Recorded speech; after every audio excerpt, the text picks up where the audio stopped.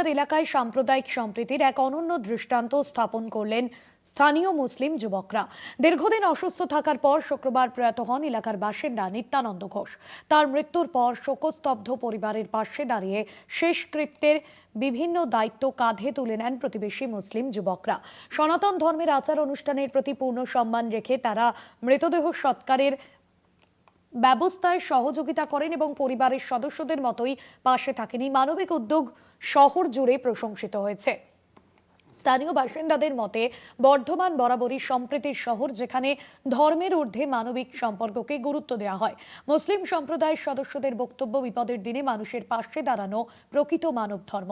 বড়বাজারের এই ঘটনা সামাজিক সৌহার্দ্য ও ভ্রাতৃত্ববোধের উজ্জ্বল বার্তা বহন করছে।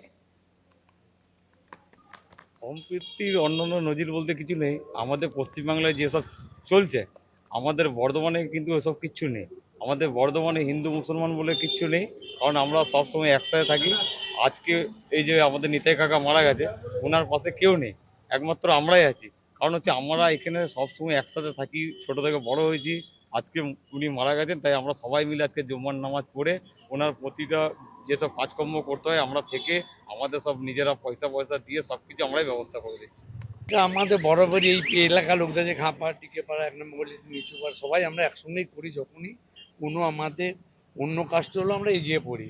আর নিতাইদা আমাদের তো কাছেরই লোক ছিল, দেখতেই পাচ্ছেন সব ম্যাক্সিমাম আমরাই আছি কেন্দ্রতে। আমরা গিয়ে সমস্ত শ্মশানে সমস্ত পরিপূর্ণ কাজটা শেষ করতে চাই।